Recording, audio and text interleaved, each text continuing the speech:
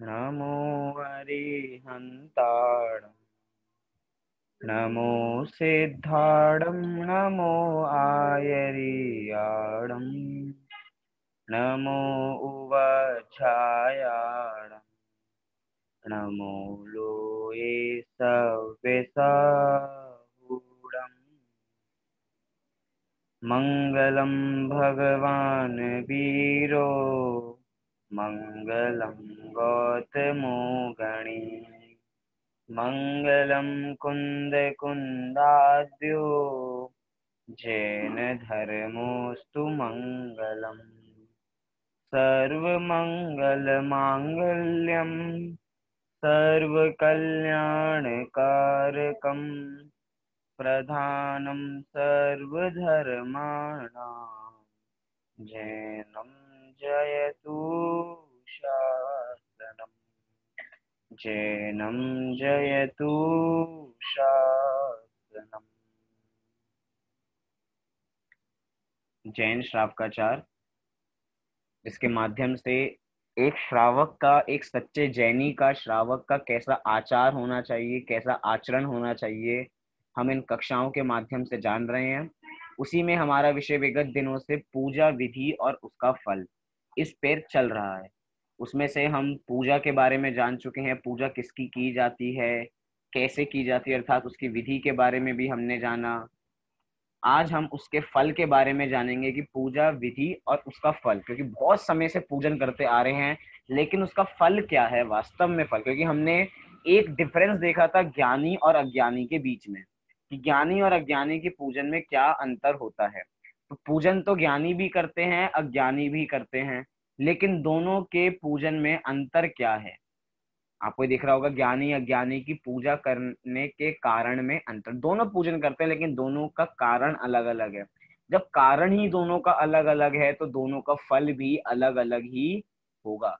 अज्ञानी जीव विषयों की इच्छा से पूजन करता है तो उसका फल भी बुरा ही होगा, अर्थात वो हमेशा अशुभ भावों में ही रहेगा, क्योंकि पूजा मंदिर में आया है, मंदिर में आके भी वो अशुभ परिणाम ही कर रहा है, उसको विषय कषाय की इच्छा ही है। और ज्ञानी जीव हमेशा विषय कषाय से बचना चाहते हैं। और सबसे बढ़िया पॉइंट था कि पूजा विषय कषाय से बचने का साधन है, विषय कषाय के अभाव करने का साधन नहीं है। मतलब पूजा से विषय कषाय से बचा तो जा सकता है, लेकिन उससे अभाव नहीं किया जा सकता। अभाव तो अपनी आत्मा की शुद्धि से ही किया जा सकता है विषय कषायों को। तो आज हम फल जानेंगे कि पूजन करने का फल क्या होता है। तो जैसा कारण होता है वैसा ही कार्य होता है, जिस प्रकार का कारण होगा वैसा ही कार्य होगा, क्योंकि बिना कारण के कोई भी कार्य होता है तो बिना कारण के नहीं होता। तो जो जो हमें फल मिलने वाले हैं, एक बार उसके पीछे का कारण जरूर विचारें कि हम पूजन के फल इतने सारे पढ़ेंगे, आपको सब दिखाई दे रहे होंगे, तो इन सब का कारण क्या था। कारण अच्छा था तो इसका फल भी अच्छा है। आइए पहला देखते हैं पूजन का फल। आत्म शुद्धि में सहायक है। पूजन का फल मतलब पूजन करने से क्या होता है, आत्म शुद्धि में सहायक होता है। जैसे कि कोई जीव पूजन करके आता है या पूजन करते समय उसके मंद परिणाम होते हैं, और मंद परिणामों में ही तत्व विचार तत्व चिंतन हो सकता है, और वो तत्व चिंतन ही, तत्व का मंथन ही बाद में आत्मानुभूति में बदल जाता है। इसलिए आत्म शुद्धि में ये सहायक है।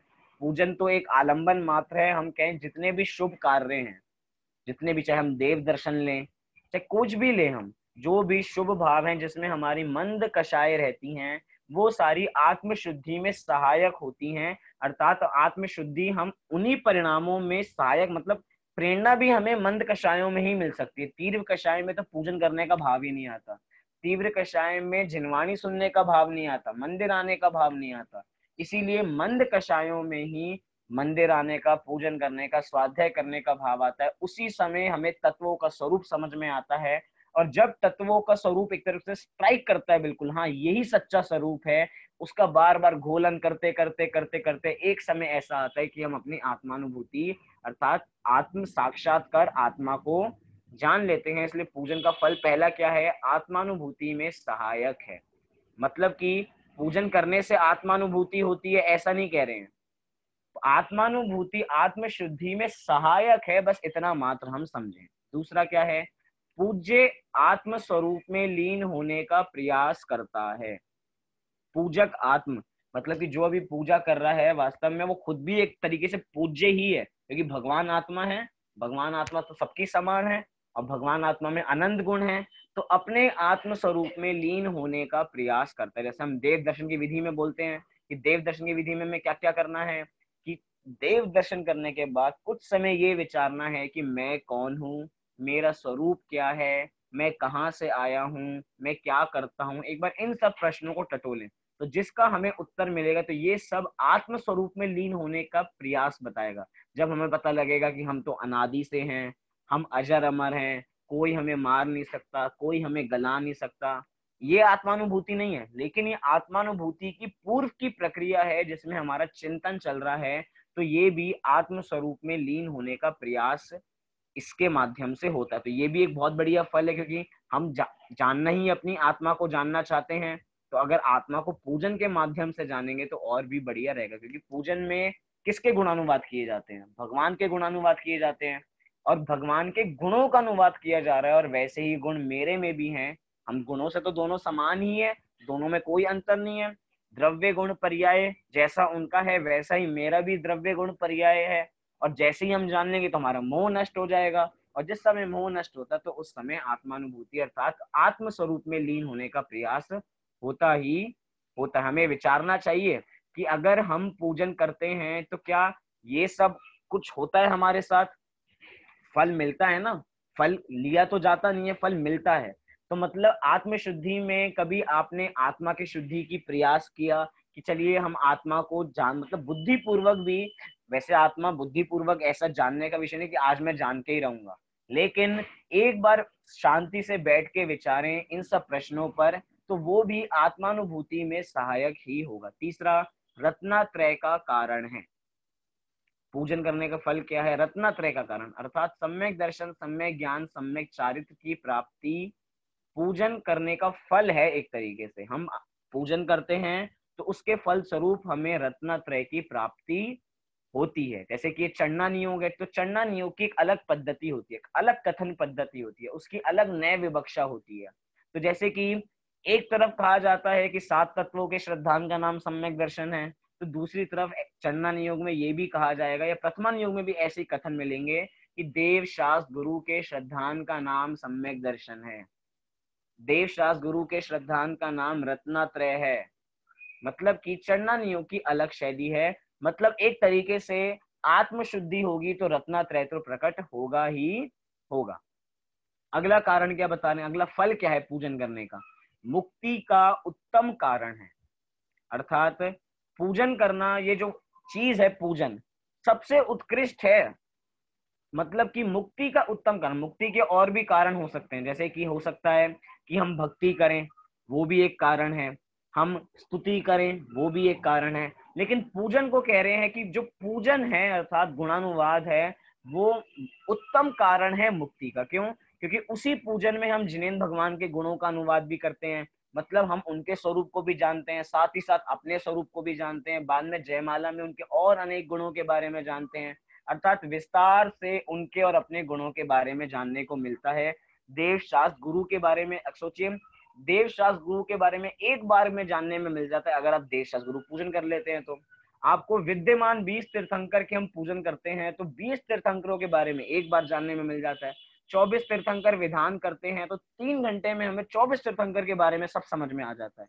तो जैसे वे हैं वैसे ही हमें, इसलिए मुक्ति का उत्तम कारण को पूजन बताया। तो उसका पूजन का फल है कि हमें मुक्ति उसके द्वारा मिलती है। मतलब कि जितना व्यवहार इसमें है उतने ही व्यवहार के माध्यम से समझें। अगला है पाप परंपरा का विनाश शीघ्र ही हो जाता है। अब पाप परंपरा क्यों नहीं जाएगी? यहाँ पे पाप को नाश करने की बात नहीं कह रहे हैं, पाप की परंपरा, जिसको समय सार में कहा पाप संतति, संतति शब्द, संतति अर्थात जो पुरानी चली आ रही है। अभी का पाप तो नष्ट होगा ही होगा। जैसे नमोकार जिस समय पढ़ते हैं उस समय कषाय उत्पन्न नहीं होती, उस समय हिंसा, झूठ, चोरी, कुशील, परिग्रह के भाव नहीं आते, उस समय तो हम पाप से रहित ही हैं। जिस समय हम पूजन कर रहे हैं उस समय हम पाप से रहित ही हैं। लेकिन पूजन का फल क्या है कि हमारी पाप की परंपरा का शीघ्र विनाश हो जाता है। मतलब पूर्व में भी अगर हमने बहुत पाप किए हों तो वो भी क्षण मात्र में जल्दी से जल्दी ही नष्ट हो जाता है, क्योंकि आपके इतने अच्छे शुभ परिणाम होंगे, तो शुभ परिणामों के निमित्त से जो पाप कर्म था वो पाप कर्म कभी पुण्य में परिवर्तित हो जाएगा, मतलब आप पाप से बच जाओगे। या जो पाप कर्म बहुत ज्यादा आना था उसकी थोड़ी डेंसिटी कम हो गई, उसकी थोड़ी क्वांटिटी कम हो गई, ये भी शीघ्र विनाश होने का नाम ही है। मतलब कि हम सीधा सीधा पापों से बच जाते हैं पूजन से। तभी कहा जाता है कि हम मंदिर में जाएं, पूजन करें, मतलब जितनी भी चीजें हैं। श्राव का चार क्या है वास्तव में? सुबह उठ के ब्रश करना, नाश्ता करना, अपना ऑफिस देखना, ये वास्तव में श्राव का चार नहीं है। वास्तविक श्रावकाचार सुबह उठ के अच्छे धुले कपड़े पहन के मंदिर जी में जाके पूजन करना, देव दर्शन करना, ये सब वास्तव में श्रावकाचार के अंतर्गत आता है, क्योंकि ये अलग से श्रावक की पहचान हो जाती है। नहीं तो सामान्य जीव सब सामान्य काम कर रहे हैं, वो श्रावक कहने में नहीं आएंगे। श्रावक तो एक विशिष्ट संज्ञा दी है, जो सब सामान्य भी चीजें करता हो वो वास्तव में श्रावक है। जैसे जो छना हुआ पानी पीता हो, इसको हम श्रावक कह देते हैं। जो रात्रि भोजन नहीं करता हो, हम उसे श्रावक कह देते हैं। जो नित्य जिनालय जाता हो, हम उसे श्रावक कहते हैं। मतलब ये कुछ पर्टिकुलर काम जो करता है उसे श्रावक कहते हैं। तो हम इतना सा विचारें। अगला कारण क्या है? इंद्र चक्रवर्ती सहित समस्त लौकिक संपदाओं की प्राप्ति होती है। देखिए, अभी तक तुम ऐसा लग रहा होगा कि इसमें हमारा क्या फायदा है, आत्मशुद्धि हो जाएगी। हमें क्या, हमें तो कुछ ऐसी चीजें चाहिए जो हमारे मतलब की हो, मतलब कुछ संपदा मिले, कुछ पैसे वैसे मिले पूजन करने से, कुछ संपत्ति, बड़ा घर मिल जाए, पूजन करके निकलें और बाहर एक बड़ी सी गाड़ी खड़ी हो हमारे लिए, कुछ ऐसी सी इच्छाएं प्राप्त हो, तब तो बात भी हो। तो वास्तव में ज्ञानी का जो फल होता है वो तो ये होता है। लेकिन ज्ञानी जीवों को भी इंद्र चक्रवर्ती आदि पद मिलते हैं, लेकिन वो उसकी कामना नहीं करते हैं। हम लोग चक्रवर्ती आदि पद की, बड़े बड़े पद की कामना करते रहते हैं और हमें वो जिंदगी में कभी भी प्राप्त हो नहीं पाते। मतलब जिनकी उनके प्रति लक्ष्य नहीं है उनको तो सहज प्राप्त हो रहा है, और जिनका उनकी ओर लक्ष्य है उनको वो चीजें मिलती नहीं है। मतलब क्या है? मतलब कि पुण्य का उदय होगा तो मिलेगा, पुण्य का उदय नहीं होगा तो नहीं मिलेगा। ज्ञानी जीव इतने अच्छे भावों से पूजन करते हैं कि इतने अच्छे भाव उनकी पूजन में होंगे तो उसके निमित्त से कर्म भी वैसे ही बनेंगे, पुण्य कर्म बनेंगे। और जब पुण्य कर्म बनेंगे तो पुण्य कर्मों के उदय से उसका अच्छी ही सामग्री प्राप्त होने वाली है। तो यहाँ पे पूजन का फल क्या है कि इंद्र चक्रवर्ती जैसी बड़ी बड़ी संपदाएं, क्योंकि इंद्र से बड़ा कुछ जगत में नहीं है, चक्रवर्ती से बड़ी कोई संपत्ति किसी के पास नहीं है। मतलब सबसे बड़ा मनुष्य में चक्रवर्ती इंद्र होता है। जैसे कि हमने 100 इंद्रों की लिस्ट देखी थी जब पंच परमेष्टि का स्वरूप देखा था उसमें, कि सब उनके आके सामने झुकते हैं। तो मनुष्यों के इंद्र कौन है? चक्रवर्ती ही तो है, वही सबसे महान है, उनके पास ही सबसे ज्यादा संपदा हम कह सकते हैं।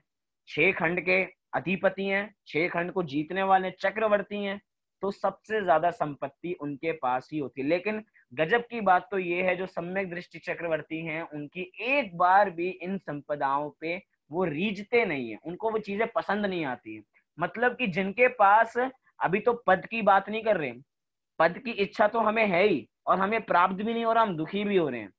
उनकी पद की इच्छा नहीं है तो उन्हें पद मिल गया, उनको भोगने की इच्छा नहीं है तो उनको इतनी सारी भोग सामग्री मिल गई। लेकिन उसके बावजूद भी, जैसे जो कमल होता है, वो पंकज जो होता है वो कीचड़ में रह के भी बिल्कुल उससे अलिप्त रहता है कमल, ऐसे ही चक्रवर्ती भोग संपदाओं के बीच में रह के भी उससे बिल्कुल अलिप्त रहता है, उसको भोगने का भाव नहीं आता है। 96,000 रानियां ही क्यों ना हो, कितने सारे 96,000 रानी है तो बच्चे भी कितने सारे होंगे। मतलब राग करने के निमित्त कम नहीं है, राग करने के निमित्त बहुत है, बहुत सारी भोग सामग्री बहुत है, लेकिन उसके बावजूद भी राग नहीं आता। राग नहीं आता मतलब कि संपदाएं प्राप्त हो गई, समस्त लौकिक संपदाएं मिल गई, लेकिन उसकी ओर इच्छा नहीं है, उसकी ओर दृष्टि नहीं है, तो सारे काम नहीं होते। यहाँ पे बहुत बढ़िया चित्र दे रखा है, आप चित्र देखिए। मतलब कि कोई जीव पहले भक्त था, हम कह रहे हैं ना कि भक्त नहीं भगवान बनेंगे, मतलब हम भक्त से भगवान बनने की हमें क्षमता है। एक जीव भगवान का गुणानुवाद कर रहा है, बाद में अपना स्वरूप ख्याल आया तो उसने मुनि धर्म अंगीकार किया, मुनि धर्म अंगीकार किया तो और ज्यादा तपस्या करके वो अरहंत भगवान बन गया, अरहंत भगवान बन के बाद में सिद्ध भगवान बन गया। मतलब कि पूजन का इनडायरेक्टली फल क्या है कि हम सिद्धालय में मिलने वाले हैं। हम पूजन करेंगे तो उसका फल क्या है कि हम सिद्धालय में मिलेंगे, लेकिन पूजन करना पड़ेगा। मतलब कि पूजन करना पड़ेगा ऐसा क्यों कहा जा रहा है? पूजन तो होगी, करना थोड़ी पड़ेगी। लेकिन दोनों ही बातें हैं कि पूजन करनी भी पड़ेगी और पूजन होगी भी। जब आपके परिणाम इतने अच्छे निर्मल हो जाएंगे तो पूजन होगी। लेकिन जब तक हमारा उपयोग ज्यादातर बाहर के कार्यों में जाता है तो हमें बुद्धि पूर्वक मंदिर में जाके सब कुछ थाल वाल सजा के पूजन बुद्धि पूर्वक करनी पड़ेगी, अपने उपयोग को स्थिर करने के लिए। क्योंकि हमारा उपयोग कैसा है, जल्दी जल्दी विषयों में भागता है। हम मंदिर जाते हैं परिणामों को शांत करने के लिए और वहीं से हम परिणाम बढ़ाकर आ जाते हैं। आकुलता बढ़ा के, देखो मैंने मंदिर में देखा, वो देखा, ये देखा, वो देखा। मतलब कि पूजन करने में भी हम अपने परिणाम बढ़ा लेते हैं। मतलब जो साधन था कम करने का, हमने उसी को साधन बना लिया बढ़ाने का। इसलिए पूजन में स्थिर परिणाम पहले करने पड़ेंगे बुद्धिपूर्वक, बाद में वो बुद्धिपूर्वक भी कहे जा रहे हैं, वास्तव में वो भी होते ही हैं। इतना ही हमें समझना चाहिए। ऐसे अनेक लाभ पूजन के हो सकते हैं। आगे, पूजन के समय ये ध्यान रखें, क्या क्या ध्यान रखें, जैसे चेतावनी दे रहे हैं, क्या क्या हमें ध्यान रखना चाहिए। ये 3 चेतावनियां ऐसी हैं जिनको गांठ बांध लेनी चाहिए कि पूजन के समय हर समय ये ध्यान रखना चाहिए। चाहे हमें कितने ही साल क्यों ना हो गए हो, चाहे हमें कितनी पूजने याद क्यों ना हो गई हो, लेकिन एक बार भी पहली क्या ध्यान रखना चाहिए? पहले कह रहे हैं बिना किसी फल की आकांक्षा से पूजन करें। पूजन करें लेकिन बिना किसी फल की आकांक्षा के कि मुझे पूजन को करने से इस चीज की प्राप्ति हो जाएगी। लौकिक में भी किसी चीज को करने से किसी चीज की प्राप्ति नहीं होती, तो पूजन को करने से भोगों की प्राप्ति कैसे हो जाएगी, फल की आकांक्षा कैसे प्राप्त हो जाएगी? वो पुण्य के उदय से आपको सहज मिलेंगे, लेकिन उसकी आकांक्षा नहीं करनी। अर्थात अपना लक्ष्य ये नहीं रखना कि हमें तो इसकी प्राप्ति करनी है तो हम इतनी पूजन करेंगे, भगवान हमें पास करा देना तो मंदिर में इतने पैसे चढ़ाएंगे। फल की आकांक्षा करना कि वो मुझे पास कराएंगे तो मैं उनको फल चढ़ाऊंगा, नहीं। अगर पास नहीं कराया तो फल नहीं चढ़ाऊंगा। आप बहुत गंदे हैं, कभी तो काम करते हैं कभी काम नहीं करते हैं। भगवान के साथ राग द्वेष, भगवान राग द्वेष करने लग गए। लेकिन हमें यहाँ पे किसी भी फल की इच्छा नहीं करनी, क्योंकि इच्छा क्या है? इच्छा वो होगी तो तप नहीं होगा, और तप नहीं होगा तो निर्जरा भी नहीं होगी। चलिए, दूसरी चेतावनी दे रहे हैं कि उपयोग मन वचन और काय को स्थिर कर पूजन करना चाहिए। वास्तव में तो जितने भी शुभ कार्य होते हैं उसमें हमें अपना उपयोग स्थिर करना पड़ता है, लगाना पड़ता है। मैं पूछता हूँ, हम मंदिर भी क्यों जाते हैं? मंदिर जाने का कारण क्या है? पूजन तो चलो बहुत दूर की बात हुई अभी के लिए। मंदिर भी जाने का कारण क्या है? कि हमारा उपयोग स्थिर नहीं है, हमारा उपयोग विषयों में भागता है, तो हम मंदिर जाते हैं थोड़ी देर विषयों से दूर होने के लिए।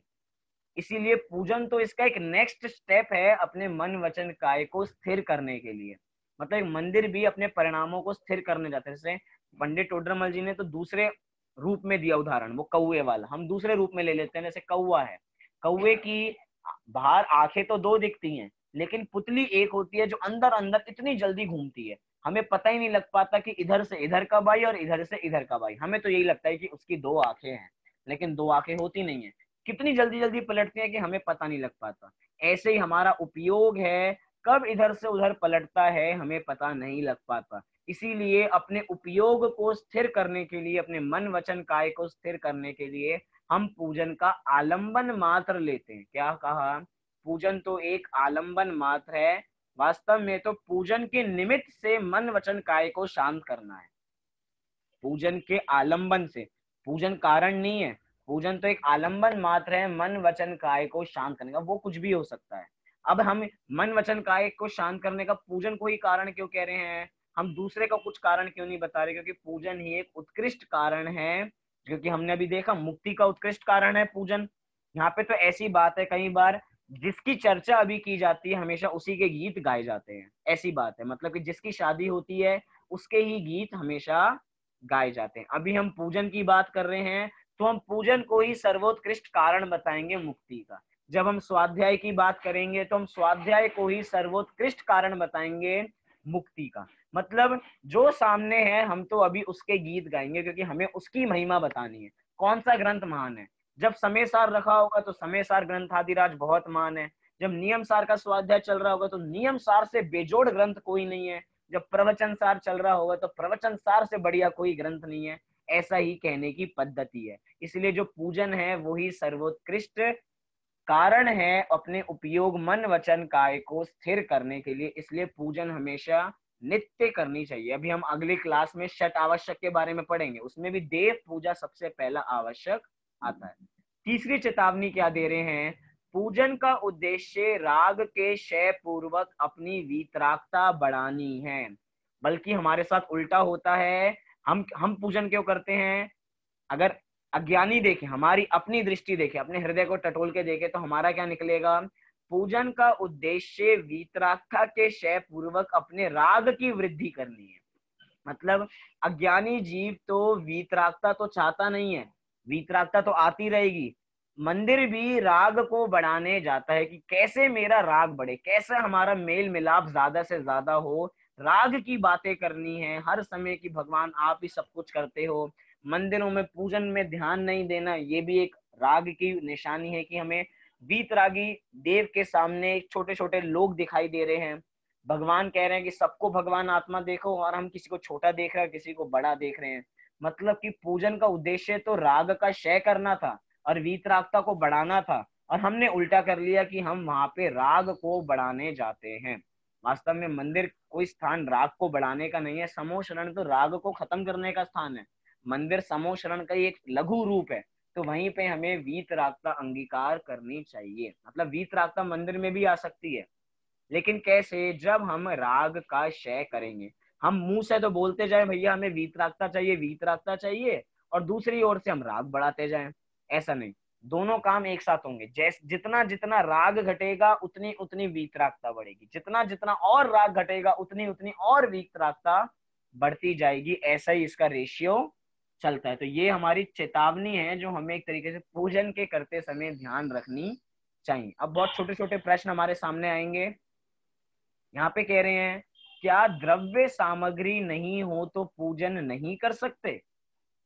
क्या द्रव्य सामग्री नहीं हो, मतलब हमारे पास अष्ट द्रव्य नहीं है या हमारे पास एक दो द्रव्य भी नहीं है, तो क्या पूजन नहीं कर सकते। तीन उत्तर दे दिए यहाँ पे, नहीं, हाँ या पता नहीं। तीन ऑप्शन है, चौथा ऑप्शन यहाँ पे है ही नहीं। चौथा ऑप्शन आप सब बना लीजिए, तीनों ही। मतलब कि क्या द्रव्य सामग्री, मोक्ष उत्तर देना चाहता है, बोलिए मोक्ष। भैया इसका उत्तर होगा कि हाँ, हम बिना द्रव्यों के पूजन कर सकते हैं, क्योंकि भैया ये आपने बताया था कि जो द्रव्य होते हैं ये इसलिए होते हैं क्योंकि हमारा उपयोग ना भटके, और अगर हमारा उपयोग इतना पक्का है तो हम बिना द्रव्यों के कर सकते हैं पूजन। चलिए बहुत बढ़िया। क्या द्रव्य सामग्री नहीं हो तो पूजन नहीं कर सकते। पूजन कर सकते हैं क्योंकि पूजन में तो भावों की ही प्रधानता है। जो सामग्री है वो तो मात्र एक आलंबन मात्र है अपने उपयोग को स्थिर करने के लिए। इसलिए जब अपना उपयोग स्थिर हो जाएगा तो एक समय ऐसा भी आएगा कि हमें सामग्री की आवश्यकता ही नहीं पड़ेगी। हम देखते हैं हमारे मुनि महाराजों को छठे सातवें गुणस्थान में, वे भी तो, उनके पास भी तो सारी भक्ति होती है, अर्हत भक्ति, सिद्ध भक्ति, आचार्य भक्ति, ये वो भी सारी भक्तियां करते हैं, लेकिन उनको किसी के आलंबन की आवश्यकता नहीं है। वो कोई सामग्री लेके नहीं चलते अपने साथ कि हमें सामग्री, क्यों, क्योंकि उनका उपयोग इतना स्थिर हो चुका है कि अब वो जब भगवान की भक्ति करते हैं तो उन्हें कोई राम श्याम सुरेश महेश कोई दिखाई नहीं देते, उन्हें तो बस भगवान ही दिखाई देते। मानतुंग आचार्य को 48 काव्यों में क्या दिखाई दिया, 48 काव्यों में मात्र भगवान की स्तुति दिखाई दी और कुछ दिखाई नहीं दिया। मतलब कि हम पूजन बिना सामग्री के भी कर सकते हैं। नोट दे रखा है, द्रव्य सामग्री घर से लेकर के जावे, यदि मंदिर जी से द्रव्य सामग्री लें तो उसके लिए धन अवश्य दान करें। मतलब कि उत्कृष्ट चीज क्या है कि हम सामग्री अपने ही घर से लेकर जावे। और कौन सी लेके जावे, मंदिर की अलग और खाने की अलग नहीं, दोनों सामग्री एक ही होनी चाहिए, भेदभाव ऐसा नहीं करना चाहिए। और अगला क्या, यदि मंदिर जी से द्रव्य सामग्री लें, अगर हमने मंदिर की कोई वस्तु का इस्तेमाल किया है तो वो भी किसी धनराशि से आती होगी, तो उसी को हम जितना हमने सामग्री इस्तेमाल की, हमारी जितनी भावना हो, हम उतना मंदिर में दान अवश्य कर दें। लेकिन एक बात और ध्यान रखनी चाहिए, जब तक हमारा उपयोग स्थिर नहीं होता तब तक आलंबन को छोड़ना नहीं चाहिए। हम अपने उपयोग को स्थिर करने के लिए मंदिर जाते हैं। जिस समय आज जैसे अपने मुनि महाराज हैं, मुनि महाराज को जो हमारे साधु परमेष्ठी हैं, उनको मंदिर जाना कंपलसरी नहीं है। वो मंदिर नहीं जाएंगे उसके बावजूद भी उनका काम चलता है। क्यों? क्योंकि उनका उपयोग इतना स्थिर हो चुका है कि वे वहीं से बैठे बैठे भगवान का गुणानुवाद कर लेते हैं, अपनी आत्मा को जान लेते हैं, सब काम उनका वहीं पे हो जाता है, उनको जाने की आवश्यकता भी नहीं पड़ती। लेकिन हमारा उपयोग इतना स्थिर नहीं होता कि हम घर पे बैठ के अरहंत भगवान की अच्छी तरह भक्ति कर लें, सिद्ध भगवान की भक्ति कर लें। घर में तो ऐसी परिस्थितियां हैं, मंदिर चले गए एक बार को तो अब तो कोई घर में आवाज नहीं देगा, लेकिन जिस समय घर पे स्वाध्याय कर रहे हैं उस समय कोई आवाज देगा कि ये काम कर दो, थोड़ा ये काम कर दो, ये काम कर दो, करी क्या रहे हो तुम, थोड़ा पढ़ी तो रहे हो, थोड़ी देर बाद पढ़ लेना, अब ये कर दो वो कर दो। घर पे अपना उपयोग इतना स्थिर नहीं लग पाता। इसीलिए ऐसी सामग्री के संबंध में भी हम समझें, जब तक हमारा उपयोग स्थिर नहीं होता है तब तक सामग्री का आलंबन लेना चाहिए। लेकिन जैसे ही उपयोग हमारा लगने लग जाए तो अब हम सामग्री का इस्तेमाल करें तो बढ़िया है, नहीं करें तो भी कुछ गलत नहीं है, उसके बिना भी हम भावों से पूजन कर सकते हैं, ऐसा हमें समझना चाहिए। अगला क्या है, क्या संपूर्ण द्रव्य नहीं हो तो पूजन नहीं कर सकते? मतलब कि थाली में अष्ट द्रव्य ना हो, सारे द्रव्य नहीं हो तो क्या पूजन नहीं कर सकते? कौन उत्तर देना चाहेगा इसका? बोलिए आस्था। भैया कर सकते हैं पूजन। कर सकते हैं, चलिए बहुत बढ़िया, कि संपूर्ण द्रव्य सामग्री नहीं हो उसके बावजूद भी हम पूजन कर सकते हैं। देखिए हमने फोटो में भी क्या देखा कि फोटो में भी एक डिब्बी है, उसमें 2 या 3, हम कहें कि मिला जुला के 2 या 3 ही है, वो सारे संपूर्ण द्रव्य तो नहीं है। मतलब कि संपूर्ण द्रव्य ना हो उसके बावजूद भी हम पूजन कर सकते हैं। क्यों? क्योंकि पूजन में तो भावों की प्रधानता है, द्रव्य की प्रधानता नहीं है।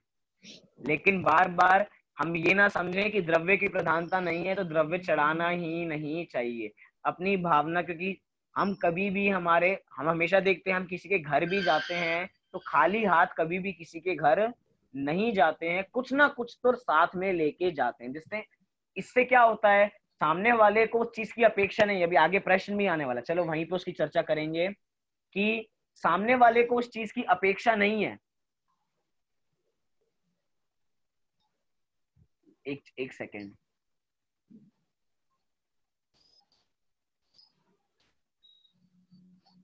वहां पे बहुत बढ़िया प्रश्न है वो। हाँ जी, कि भगवान वीतराग होने से उन्हें द्रव्य की आवश्यकता नहीं है तो द्रव्य क्यों चढ़ाते हैं? ऐसे ही जब हम किसी के घर जाते हैं तो उसको किसी की आवश्यकता नहीं है, लेकिन उसके बावजूद भी अपना बहुमान प्रकट करने के लिए हम कुछ ना कुछ साथ में प्रतीक स्वरूप में लेके जाते हैं, चाहे उसको किसी की आवश्यकता नहीं हो। ऐसे ही सामग्री अपने साथ लेके जानी चाहिए, नहीं हो तो दान आदि भाव, क्या हो गया, अपना बहुमान उनके प्रति दिखाने के लिए, अपना बहुमान उनके प्रति दिखाने के लिए हम सामग्री लेके जाते हैं कि हमें आपका बहुत बहुमान है कि आपने हम पे इतना उपकार किया है, आपने हमें जिनवाणी के उपदेश के माध्यम से, जिनेंद्र भगवान की वाणी जो हमें मिली है वो कल्याणकारी है, इसीलिए अपने भावों के प्रतीक स्वरूप हम उनके लिए कुछ कुछ ना कुछ भेंट स्वरूप लेके जाते हैं। लेकिन उनको किसी की आवश्यकता नहीं है। लिखा भी है कि द्रव्य की जरूरत भगवान को नहीं हमको है। अपने भावों के प्रतीक के रूप में हम भगवान के सामने द्रव्य समर्पित करते हैं, लेकिन अगर द्रव्य नहीं हो और अगर भाव हो तो भी हमारा काम चल सकता है, उसकी इतनी आवश्यकता नहीं है। हम दोनों ही बातों को अच्छी तरह भली प्रकार से समझें तो हमारा सब काम बढ़िया चलेगा। यहाँ पे एक बार पढ़ना रह गया था, पढ़ लेते हैं कि क्या संपूर्ण द्रव्य नहीं हो तो पूजन नहीं कर सकते? हाँ, नहीं, पता नहीं, या दूसरे की थाली से द्रव्य छीन के पूरा कर लेना चाहिए। चौथा तो बड़ा कॉमेडी सा हो गया कि हमें मंदिर में जाके अपने पास नहीं हो तो दूसरे की थाली में से उठा के द्रव्य चढ़ा देना चाहिए। ऐसी बात तो बिल्कुल भी नहीं है। पता नहीं, ऐसी बात भी नहीं है। नहीं मतलब कि और हाँ, दो ही उत्तर हो सकते हैं, हाँ या नहीं। तो यहाँ पे है कि हम बिना संपूर्ण सामग्री के भी पूजन कर सकते हैं, अर्थात एक दो हो तो उसके बावजूद भी हम पूजन कर सकते हैं। अगला प्रश्न, अब प्रश्न आता है द्रव्य 8 ही क्यों होते हैं? द्रव्य 9 क्यों नहीं होते हैं? द्रव्य 7 क्यों नहीं होते हैं? द्रव्य 6 क्यों नहीं होते हैं? तो देखिए, जैसे हमने नमोकार मंत्र देखा था, हमने देखा था कि चत्तारी मंगल पाठ 3 बार ही क्यों पढ़ते हैं? क्योंकि किसी ना किसी के प्रतीक स्वरूप है। ऐसे ही हम द्रव्य 8 ही क्यों करते हैं? द्रव्य 8 ही क्यों होते हैं? इसलिए होते हैं क्योंकि सिद्ध भगवान के भी 8 गुण होते हैं। एक एक गुण के स्वरूप में हम एक एक द्रव्य को समर्पित कर सकते हैं, ऐसी भी हमारी भावना हो सकती है। और क्या हो सकता है?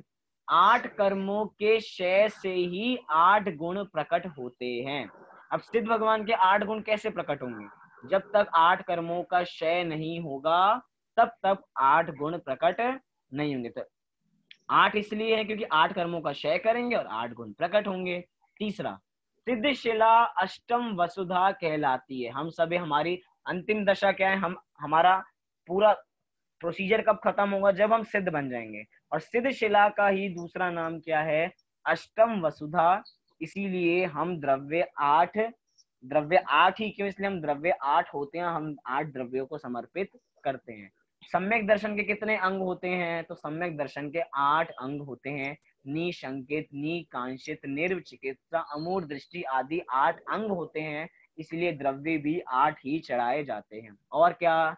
8वें गुणस्थान से मुक्ति की श्रेणी शुरू होती है। मतलब कि 8वें गुणस्थान में, अब 8वें गुणस्थान में जो मुनिराज आ चुके हैं, अब वे बस अपनी आत्मा को ध्यान देते हैं। उसमें भी कौन सी श्रेणी चढ़े हैं इसकी भी बात होती है। मतलब एक तरीके से हम समझें, 8वें गुणस्थान में आते ही मुक्ति की श्रेणी उन्होंने पकड़ ली। अब तो वो मुक्ति के रास्ते पे आगे बढ़ने चालू हो गए हैं। इसीलिए द्रव्य 8 हम चढ़ाते हैं। इतनी बात हम, इसकी कारण हम 8 द्रव्य चढ़ाते हैं। हमें कारण पता लग गया कि 8 ही क्यों। अगला प्रश्न है, एक ही द्रव्य चढ़ावे तो क्या हानि हो जाएगी क्या? एक ही द्रव्य चढ़ाएं तो कुछ हानि है क्या? हम एक ही द्रव्य से पूरी पूजन कर लें। कई बार तो ऐसा होता है कि हम लेके नहीं जाते तो सामने वाले अपनी थाल में से कुछ सामग्री हमें छोटी सी थाल में दे देता है और हम उससे अपनी पूजन कर लेते हैं। तो वैसे तो कोई हानि नहीं है। इधर उत्तर भी ऐसे ही लिखा कि पूजा में शुरू से अंत तक एक ही द्रव्य चढ़ाने से चित्त उतना स्थिर नहीं हो सकता जितना 8 द्रव्यों के माध्यम से होता है। मतलब कि जिसका चित्त स्थिर नहीं होता है उसको तो 8 द्रव्यों का आलंबन लेना ही चाहिए, क्योंकि आलंबन से ही अपना चित्त संभल जाता है। हम धर्म के कार्य करते हैं तो हम अशुभ भावों से बचे रहते हैं।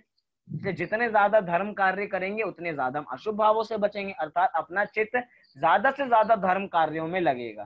तो ज्यादा से ज्यादा अपने धर्म कार्य को चित्त में लगाने के लिए क्या करना पड़ेगा? धर्म कार्य करने पड़ेंगे। ऐसे ही ज्यादा से ज्यादा अपने चित्त को एकाग्र करने के लिए क्या करना पड़ेगा?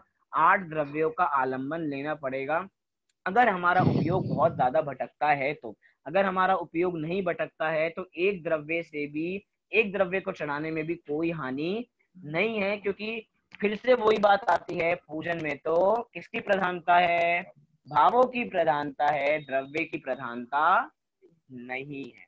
भगवान नहीं देख रहे कि अभी जल के अंदर जल ही चढ़ाया है। अगर जल की जगह गलती से चंदन चढ़ा देंगे तो आपको श्राप लगेगा, हाथ निकलेगा और एक अलग सी ट्यूबलाइट सी रोशनी से निकलेगी और आपको श्राप मिल जाएगा। अगर आपने पुष्प के बदले में नैवेद्य चढ़ा दिया तो आपको पाप लग जाएगा।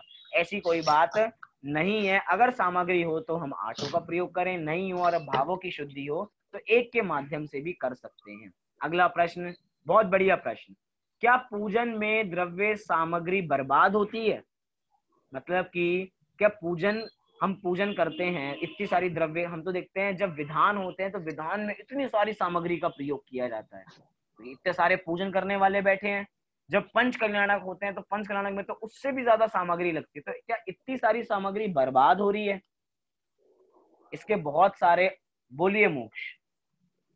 भैया मुझे पूछना था कि मतलब भैया जो ये सामग्री होती है तो उसमें से जो वो होते हैं अक्षत, तो भैया उसमें कहते हैं कि अगर गलती से गिर जाए किसी से तो उसमें पाप लगता है। तो भाई पाप क्यों लगता है फिर अगर उनका काम नहीं है तो?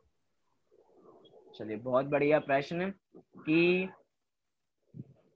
सामग्री है, सामग्री हमारे हाथ में, हम अक्षत की बात क्यों करें, किसी भी सामग्री की बात करें, हम सामग्री को चढ़ा रहे हैं और हमसे हाथ में गिर गई तो कहते हैं बहुत पाप लगेगा, सामग्री गिरनी नहीं चाहिए।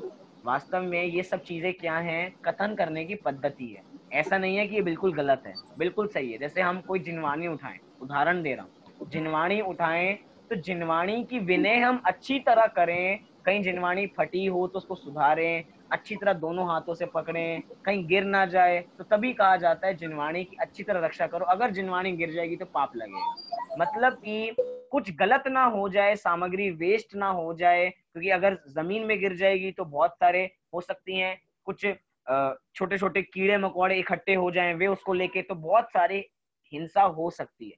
हिंसा से बचने के लिए कहा जाता है कि द्रव्य सामग्री हाथ से गिरनी नहीं चाहिए। कभी कभार बचपन में मुट्ठी भरने की बहुत आदत थी कि वहां पे रखे होते थे तो ज्यादा से ज्यादा सामग्री हम चढ़ाएंगे, तो पूरी मुट्ठी भरी और देखते हैं कि पूरी मुट्ठी तो बनती तो है नहीं, कुछ चावल यहाँ से साइड में से जंगा लेके निकल रहे हैं, कुछ यहाँ से निकल रहे हैं, कुछ यहाँ से निकल रहे हैं। अब जहां से सामग्री ली है वहां से प्रतिमा जी तक पूरे में सामग्री तो आधी बचती थी। अब इतनी सारी सामग्री वेस्ट हुई है, हो सकता है कोई और सामग्री को चढ़ाता तो उसका काम हो जाता, लेकिन हमने इतनी सारी सामग्री ले ली, उसका विनय नहीं हो पाएगा, वो सामग्री पैरों में आएगी। इसकी वजह से कहा जाता है कि सामग्री गिरनी नहीं चाहिए, उससे पाप लगता है। इतना सा कारण है। मतलब अटेंशन, हमें हमेशा अटेंशन रखनी चाहिए कि कभी भी अपना खोना नहीं चाहिए अटेंशन, इतनी सी बात है। ठीक है मोक्ष? चलिए, क्या क्वेश्चन है? क्या पूजन से द्रव्य सामग्री बर्बाद होती है? इसमें बहुत सारे उत्तर हो सकते हैं। ये प्रश्न इसलिए ही बनाया गया है क्योंकि बहुत लोग कहते हैं कि हाँ, पूजन की सामग्री को इस्तेमाल करने से सामग्री बर्बाद होती है, हो सकता है किसी और को मिले तो वे कुछ इसका काम कर ले। जैसे कि बहुत बार हम ही लोग कहते हैं कि इतना सारा दूध उनको चढ़ाया जाता है, इतना सारा दूध अगर दूसरों को मिल जाए तो उनका पेट भर जाए। मतलब कि अगर एक दूध से काम चलता है, एक लोटे से दूध चलता है तो एक लोटे से चला ले, लेकिन इतना सारा दूध इस्तेमाल करने की क्या आवश्यकता है? इतना सारा दूध नालियों में जाता है, इससे अच्छा किसी का पेट भर जाएगा उससे। ऐसे ही कोई ज्ञानी, मतलब अपने को ज्ञानी समझता हो, वे भी ऐसा कह सकते हैं इतनी सारी सामग्री का इस्तेमाल करने का क्या मतलब है, किसी का पेट भर जाएगा इतनी सारी सामग्री से, इतनी सारी सामग्री का इस्तेमाल नहीं करना चाहिए। लेकिन इसके पीछे कारण है। क्या कारण है? दो कारण दिए हैं, आइए पढ़ते हैं। द्रव्यों के माध्यम से भावों की शुद्धि एक सुनिश्चित क्रम से चलती रहती है, जिससे बहुत भाव विशुद्धि बनती है। मतलब द्रव्यों के माध्यम से भावों की शुद्धि एक सुनिश्चित रूप से चलती रहती है। मतलब जिस समय हमने जल चढ़ाया, जिस समय वैसे हमारे परिणाम थे, जैसा हमारा उत्साह जल को चढ़ाने में था, ऐसा ही उत्साह हमारे चंदन को चढ़ाने में भी रहना चाहिए। ऐसा ही उत्साह, ऐसे ही भावों की विशुद्धता हमारे अक्षत को चढ़ाने में भी रहनी चाहिए। इसीलिए हम अलग अलग 8 द्रव्यों का इस्तेमाल करते हैं, जिससे भावों की विशुद्धि बनी रहे। लेकिन प्रश्न तो अभी भी वही बना हुआ है, क्या एक व्यक्तिगत अर्थात एक व्यक्ति के लिए अपनी भावों की शुद्धि के लिए क्या वो इतनी सारी सामग्री को इस्तेमाल कर दे? तो अगला उत्तर दे रहे हैं कि मोक्ष मार्ग के साधन में द्रव्य की कीमत नहीं आंकी जा सकती है। हम कहाँ जाने वाले हैं? हम मोक्ष मार्ग प्राप्त करने वाले हैं। तो मोक्ष मार्ग में साधन, मोक्ष मार्ग के साधन में द्रव्य की कीमत कुछ नहीं है, द्रव्य को आंका नहीं जा सकता। लेकिन उसके बावजूद भी जितनी सामग्री हो, जितना हो, जैसे मैंने कहा ना कि छोटे छोटे बच्चे होते हैं, हमने भी बहुत बार पूरी मुट्ठी भर ली, हो सकता है हम इतने से चावल से भी अपनी भाव व्यक्त कर सकते हैं। लेकिन हमें क्या बहुत मजा आता है ज्यादा से ज्यादा चावल चढ़ाने में। कभी कभार तो दोनों मुट्ठी भर के दोनों हाथों से चावल चढ़ा दिए। अब दोनों मुट्ठी के चावल से हो सकता है 20 लोग और द्रव्य सामग्री यूज कर सकते थे, लेकिन हमने 20 लोग का लेके एक व्यक्ति नहीं समर्पित कर दिया। मतलब कि कीमत तो वास्तव में मोक्ष मार्ग में कुछ भी नहीं है। लेकिन आज की परिस्थिति हम देखें, आज के दिनों की बात करें तो आज के दिनों में कि गोडाउन में भी कितना अनाज होगा। हम मंदिर खुल चुके हैं, मंदिर में सामग्री भी चढ़ाई जा रही है, इतनी न्यूज आती है कि आज इतने भूखे थे, आज इतने भूखे थे। हम द्रव्य सामग्री चढ़ाने को मना नहीं कर रहे, द्रव्य सामग्री चढ़ानी चाहिए, लेकिन अगर इतनी चढ़ाते थे तो हम इतनी चढ़ाते थे। भावों की प्रधानता है, द्रव्य की प्रधानता नहीं है। कई बार देखा जाता है, कई बार ऐसा अनुष्ठान हो चुके हैं, बार बार लगता है कि ऐसा क्यों किया जाता है। जैसे कि अभी रक्षाबंधन पर्व पिछले साल गया, अभी भी आने वाला है, तो उसके अंदर 700 मुनिराजों पर उपसर्ग हुआ था। तो 700 मुनिराजों की रक्षा हुई थी, उनका रक्षा हुई थी, तो इसकी वजह से हम रक्षाबंधन पर्व मनाते हैं। अब 700 मुनिराज, अब 700 मुनिराज हैं तो एक एक की रक्षा हुई थी, तो हम 700 अलग अलग गोले चढ़ाएंगे, एक एक किसके रूप में? एक एक मुनिराज की रक्षा के रूप में। मतलब ये क्या है?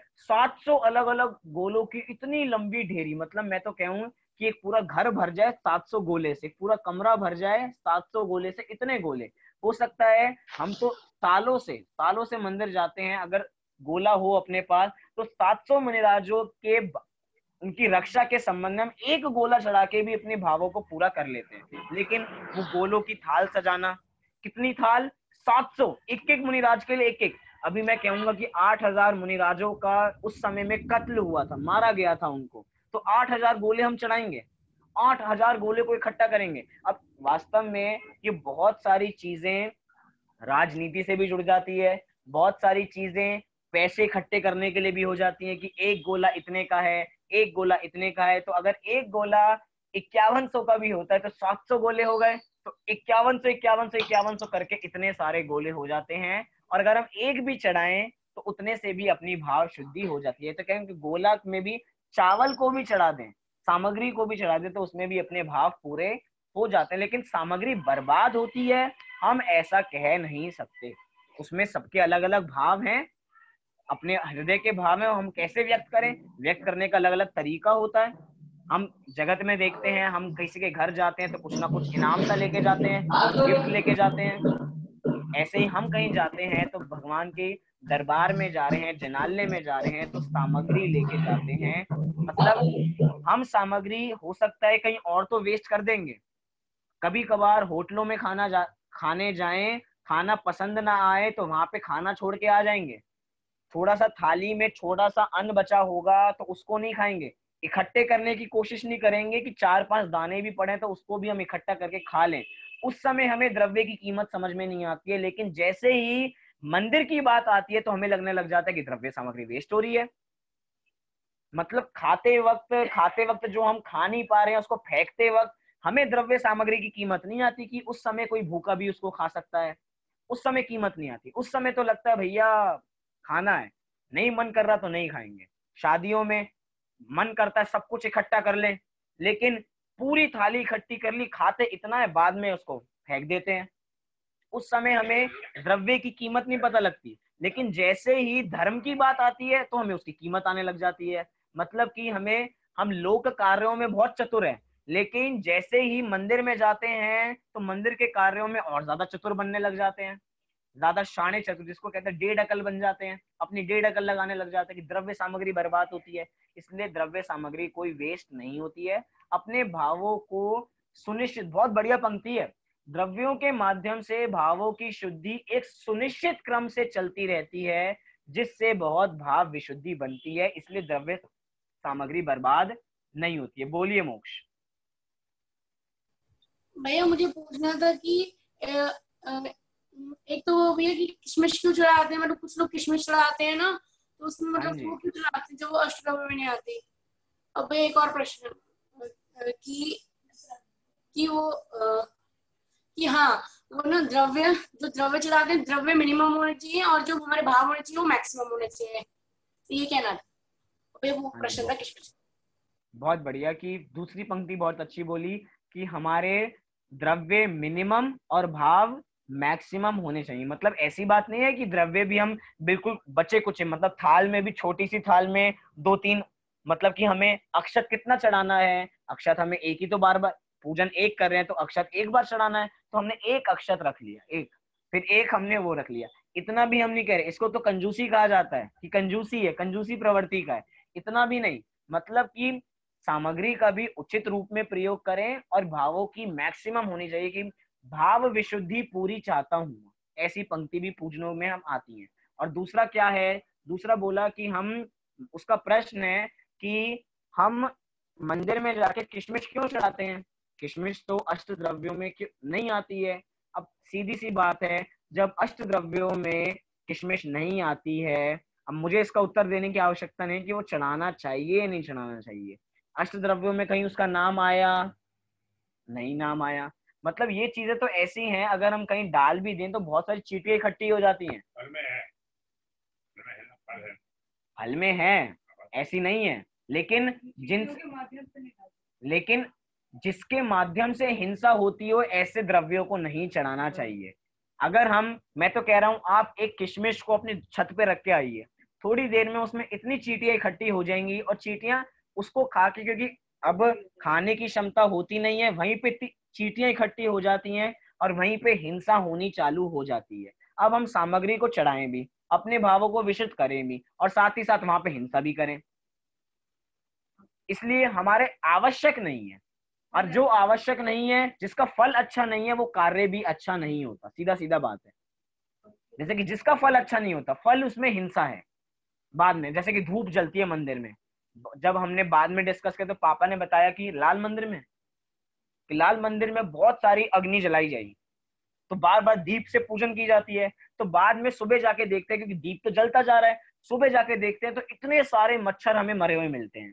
क्यों? क्योंकि वो लाइट की ओर अट्रैक्ट होते हैं। अब कोई कहे भैया हमारे भाव तो बहुत अच्छे हैं, हम तो भावों की मुख्यता से ही इसको चलाते हैं, दीप को चलाते हैं जिससे हमारे भाव अच्छे बने रहें, और इससे आप हिंसा कैसे कह रहे हो? भैया जिस कार्य में बाद में हिंसा होती है वो कारण भी अच्छा नहीं है। मतलब कि जो कार्य अच्छा नहीं है उसका कारण अच्छा कैसे हो सकता है, और जो कारण अच्छा नहीं है उसका कार्य भी अच्छा नहीं हो सकता।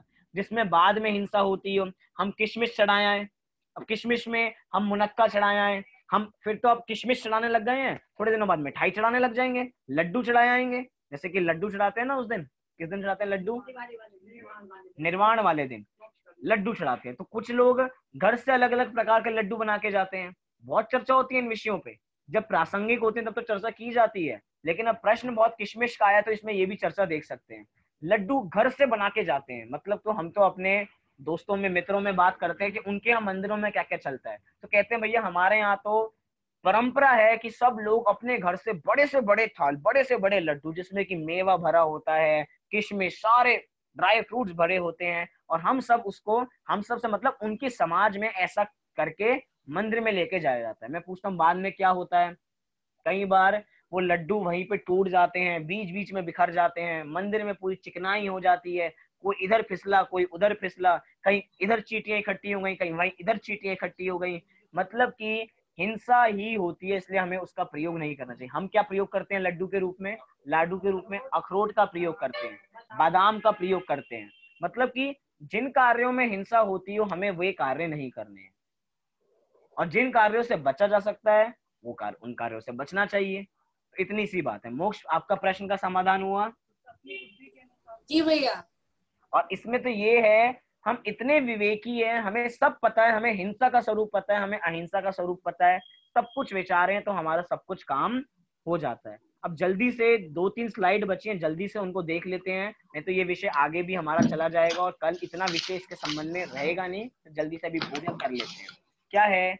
भगवान तो पूजन चाहते नहीं है, फिर क्यों पूजन करते हैं? भगवान तो चाहते नहीं कि कोई मेरी पूजन करे, भगवान वो तो अपनी प्रशंसा भी नहीं चाहते हैं, वो अपनी निंदा नहीं चाहते हैं, तो हम उनकी पूजन क्यों करते हैं?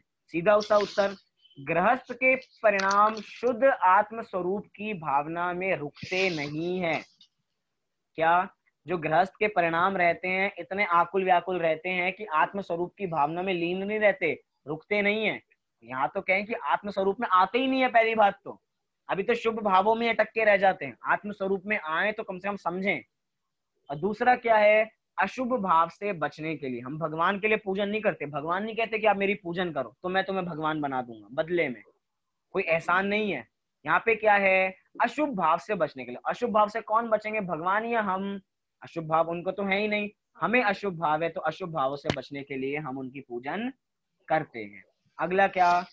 पूजन में द्रव्य क्यों चढ़ाते हैं? क्यों चढ़ाते हैं पूजन? पूजन में द्रव्य तो भगवान के दर्शन के अत्यधिक लाभ से, जैसे राजा को निचरावली करते हैं उसके प्रति भक्ति और आनंद प्रकट करने के लिए। जैसे कोई दरबार में जाता है, राजा के दरबार में जाता है तो अपनी अमूल्य चीज उसके सामने लेके जाता है जिससे राजा बहुत खुश हो जाता है। लेकिन यहाँ पे हम भगवान को खुश करने के लिए सामग्री लेके नहीं जाते। भगवान के दर्शन से अत्यधिक लाभ हमें हो, अधिक से अधिक लाभ हो, इसीलिए हम सामग्री को लेके जाते हैं कि भगवान जो सबसे ज्यादा बहुमूल्य वस्तु थी वो मैंने आपके लाके सामने समर्पित कर दी है, जिससे मुझे अधिक से अधिक मेरा उपयोग आपके में लगे, आपके में लगने से उपयोग मेरे में लगे और मेरा कल्याण उसके माध्यम से हो।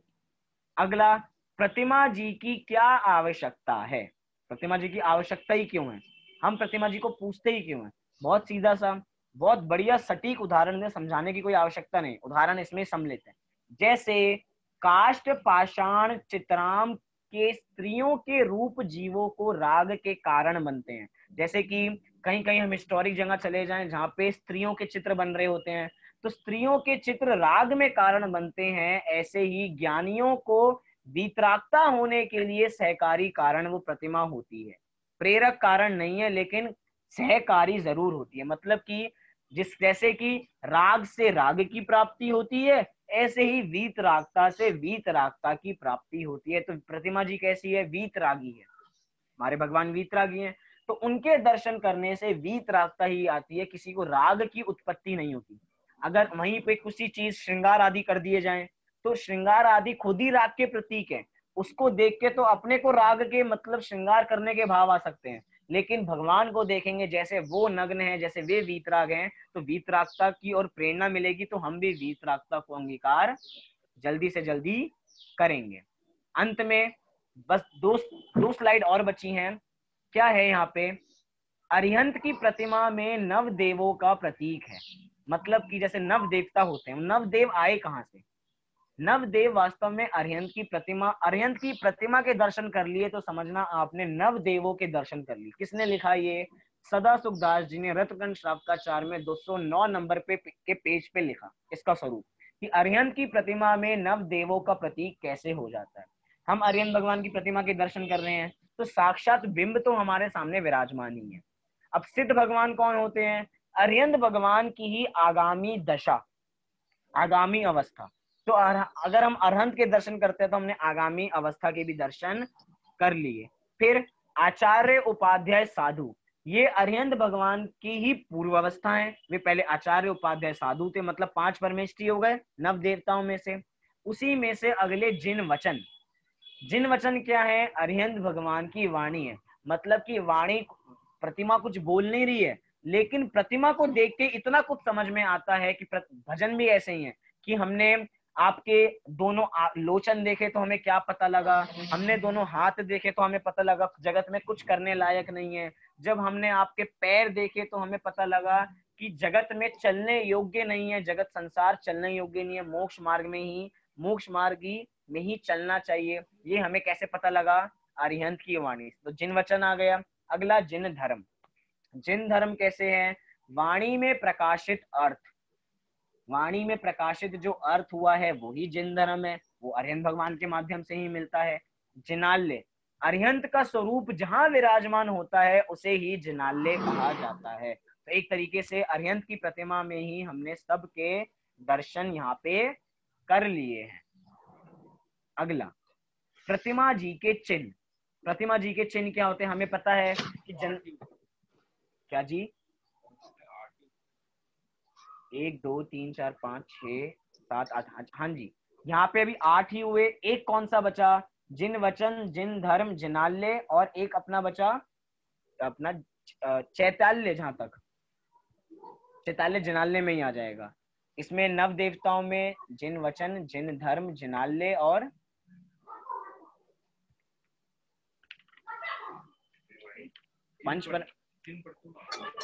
जिन प्रतिमा। जिन प्रतिमा अलग से भी आती है, तो जो जिन प्रतिमा है वो इसी में अरिहंत भगवान के स्वरूप में सम्मिलित हो जाएगी। तो हमने यहाँ पे अरिहंत को देख के ही नव देवों की पूजन कर ली। अब प्रतिमा के चिन्ह क्या होते हैं? प्रतिमा के चिन्ह कैसे पता लग पाते हैं? तो ऐसे पता लग पाते हैं कि जन्माभिषेक के समय इंद्र की ध्वजा का जो चिन्ह होता है वही प्रतिमा जी का चिन्ह होता है। एक ऐसा भी लक्षण मिलता है। और एक क्या है कि एक दाहिने पैर के अंगूठे पे जो चिन्ह बना होता है वही प्रतिमा जी का चिन्ह हो जाता है। मतलब कि अगर दाहिने के पैर पे शेर बन रहा है तो हम समझ जाएंगे महावीर भगवान की प्रतिमा जी है। नीचे चिन्ह, चिन्ह देख के हम प्रतिमा जी पहचानते हैं। तो यही हमें प्रतिमा जी को पहचानने के चिन्ह है। जो वह चरण चौकी पर नाम आदि का व्यवहार चलाने के लिए बनते हैं। वास्तव में 24 तीर्थंकर तो अपने में समान है, लेकिन जब हम अरहंत भगवान की पूजन कर रहे होंगे, अरहंत में भी जब हम महावीर भगवान की पूजन कर रहे होंगे तो उनके साथ अलग व्यवहार, क्योंकि हम स्पेशल महावीर भगवान की पूजन कर रहे हैं। तो उनके चिन्ह देख के हम उनकी प्रतिमा जी के सामने, उनके सामने ढोक आदि जितनी भी क्रियाएं करते हैं वे सब क्रियाएं करते हैं। अगला सचित पूजा, कि हमें सचित पूजा क्यों नहीं करनी चाहिए। ये तो हमें पता ही है, हमने पहले बात कर चुके, इसलिए मैं थोड़ा जल्दी से ले रहा हूँ। इन सब की बात हम डिटेल में पहले कर चुके। कि सचित पूजा नहीं करनी चाहिए, क्योंकि उसमें बहुत सारे जीवों की उत्पत्ति होती है। पंचम काल में विकलत्रय जीवों की उत्पत्ति बहुत है। ये भी सदा सुखदास जी ने रत्न शावकाचार्य की टीका में लिखा है, उसके माध्यम से हम पढ़ सकते हैं। हमें तो अचित पूजा ही करनी चाहिए जिसमें पदार्थों की उगने की क्षमता नहीं हो। रात्रि पूजा क्यों नहीं करनी चाहिए, इसके बारे में भी हम बात कर चुके हैं कि रात्रि पूजा नहीं करनी चाहिए। क्यों? जीवों की उत्पत्ति उस समय अधिक से अधिक, उस समय आरंभ कार्य अधिक से अधिक होते हैं, हम यत्नाचार से कोई कार्य नहीं कर पाते हैं, इसीलिए रात्रि में पूजन करने का निषेध किया जाता है। दिन में ही पूजन करें, दिन को भी छोड़ के प्रातः काल सुबह जल्दी ही, क्योंकि भावों की शुद्धता, सुबह सुबह हम फ्रेश अच्छे होते हैं, तो सुबह सुबह ही हमें पूजन करनी चाहिए।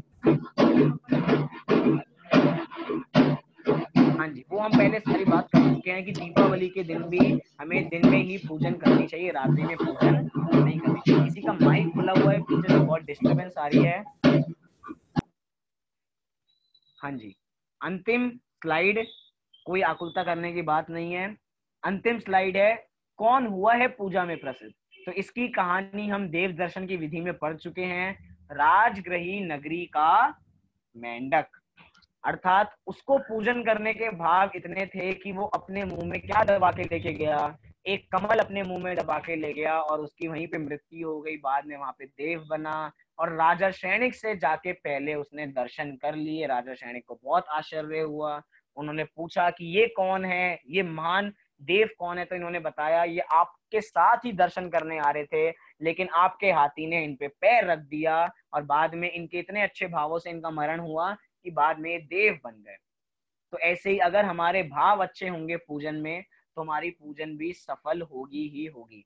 अभी यहाँ पे हमने पूजा विधि और फल के बारे में संपूर्ण जानकारी लेने का प्रयास किया। अभी भी इसका विस्तार बहुत हो सकता है, लेकिन अधिक विस्तार में जाने का कोई अधिक लाभ नहीं है। हम अधिक श्रावकाचार के जितना आवश्यक था हमने उतना जरूर जाना। अभी आपको कोई संबंध हो पूजा विधि और उसके फल के बारे में तो आप अभी पूछ सकते हैं। हाँ जी, ज्ञानी के फल, पूजा के फल और एक अज्ञानी। आवाज नहीं आ रही आप।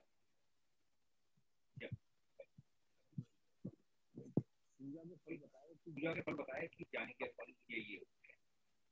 हाँ जी, और अज्ञानी के यही होते हैं, अज्ञानी को कुछ नहीं होता। तो हम जो बिना वांछा से कर रहे हैं, हम बीच के लोग क्या करें, उनका फल मिलेगा।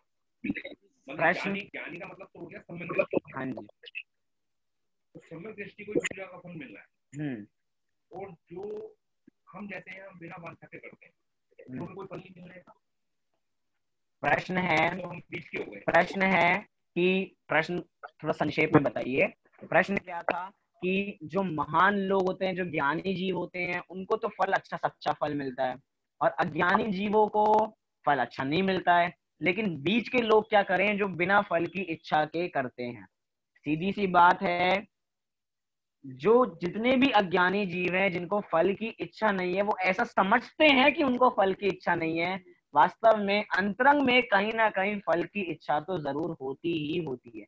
वही हमारा भ्रम है कि हम तो तभी तो हम अज्ञानी हैं, हमें लगता है कि हम बिना फल की इच्छा के कर रहे हैं, लेकिन कुछ ना कुछ अंतरंग में फल की इच्छा पड़ी होती है। और अगर हमें लगता है कि हमारे फल की इच्छा में नहीं है, हम बिना उसकी इच्छा करें, अज्ञानी जीव अगर बिना फल की इच्छा के पूजन करता है तो उससे भी पुण्य बनता है, लेकिन ज्ञानी के जितना पुण्य नहीं बनता, उससे कम पुण्य बनता है, इतना समझना चाहिए। लेकिन उसके भी किसी ना किसी रूप में वो राग भाव, वो कांक्षा का भाव तो जरूर होता ही होता है, क्योंकि रागियों की पूजन है भैया, रागी पूजन कर रहा है, तो कुछ ना कुछ राग तो उसका उसमें जुड़ा ही होगा, इतना हमें समझना चाहिए। चलिए बोलिए पंकज जी, आपको कोई प्रश्न है? हाँ, एक पूजन के फल में जैसे लौकिक संपदाओं की प्राप्ति होती है, तो पहले तो ये कि क्या हम इसको फल मानते हैं, तो मानते हैं तो हमें लौकिक संपदा की प्राप्ति कहाँ से, कौन देगा? कौन देगा मतलब कि फल तो फल मानते हैं इसको हम, क्या पूजा का ये ध्येय है हमारा? बहुत बढ़िया। क्या हमारा पूजा का ये ध्येय अर्थात क्या हम पूजा फल की इच्छा के कारण कर रहे हैं?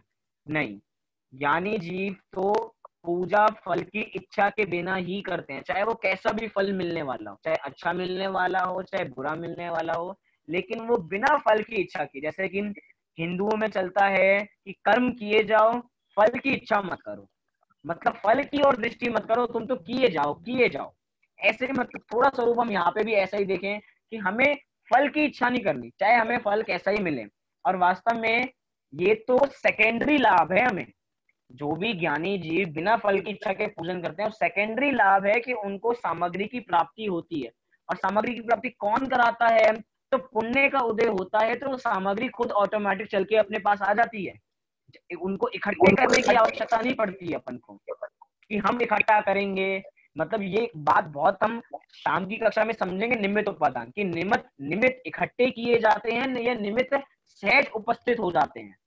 हमें पुण्य के उदय की सामग्री को इकट्ठा करना पड़ता है या वो सहज आ जाती है?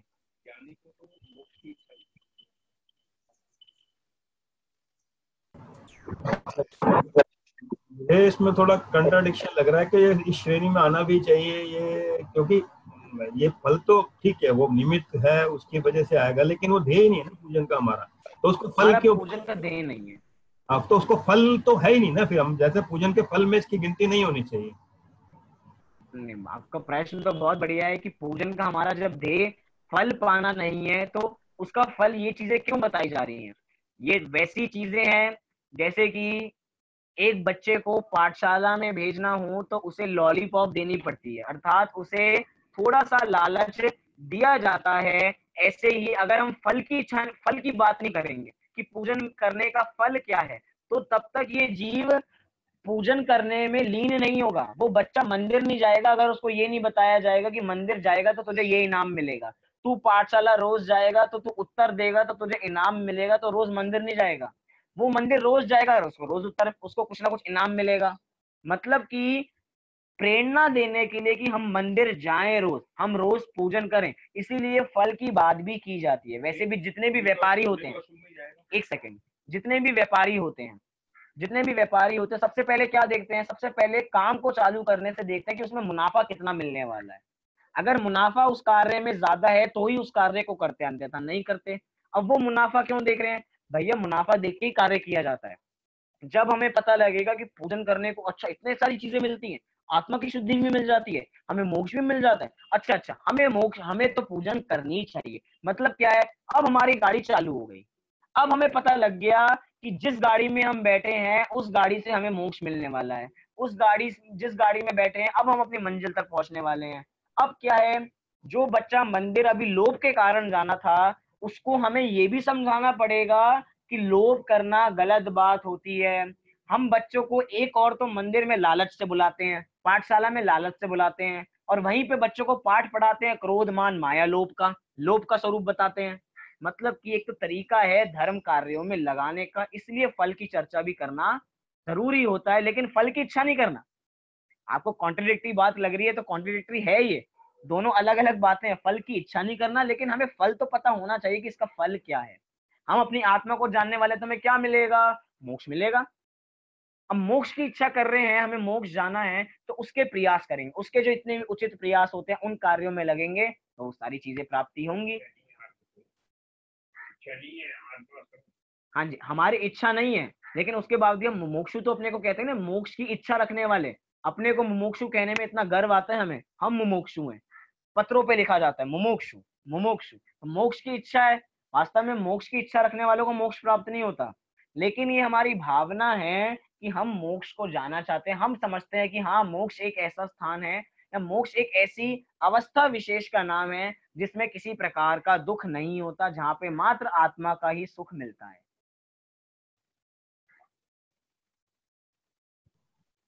ठीक है, चलिए, बोलिए सुजाता जी।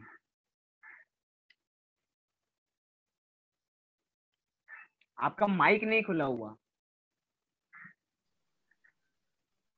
अच्छा, हमारी इच्छा ऐसी होती है कभी कि हम मंदिर जाएं या फिर कोई विधान करे, पूजा करे, जब चल रही होती है तो हमारी इच्छा होती है, लेकिन हमारा हमें जाना नहीं होता। वो क्या समझे कि हमारा कर्म उदय हो गया कि क्या है वो ऐसा। अब इसके अंदर हम यही समझे कि हमारा ऐसे कर्मों का उदय कि हमारी भावना तो है, लेकिन कुछ कार्य ऐसे हो गए हैं, कुछ निमित्त ऐसे बन गए हैं कि हम मंदिर नहीं जा पा रहे। सबकी अलग अलग परिस्थिति होती है, लेकिन हमारी भावना पूरी है। हम तो सबसे बड़ी बात करें, अभी हम सब कह रहे हैं कि हम इतने दिनों से मंदिर नहीं गए थे, 8 तारीख से हम पहली बार मंदिर गए, इतने दिनों बाद। तो हमारे कुछ ना कुछ सबका सामूहिक कर्मों का उदय ही तो था कि हम मंदिर नहीं जा पा रहे थे। पाप का उदय जरूर था, लेकिन हमने पाप का बंद नहीं किया। हमने बंद किसका किया? हमने पुण्य का बंद किया, क्योंकि वो क्या चल रहा था? पुण्यानुबंधी पाप का उदय। ऐसे ही अगर हमारे भाव मंदिर के जाने हो रहे हैं, लेकिन कुछ शारीरिक परिस्थितियां ऐसी हैं कि हम मंदिर नहीं जा पा रहे हैं, पाप का उदय तो है, लेकिन उस समय अगर आपके परिणाम अच्छे हैं तो आपको पुण्य ही लग रहा है। मतलब कि कर्मों का उदय तो है ही, लेकिन उसके उस कर्मों के उदय को दोष देके कि कर्म ऐसे आ गए थे इसलिए हम मंदिर नहीं जा पा रहे, ऐसा कह के हम छूट नहीं सकते। हमारे परिणाम तो हमारे ही हाथों में है। हम परिणाम अच्छे करेंगे तो पाप के परिणामों में भी हम अच्छे रह सकते हैं।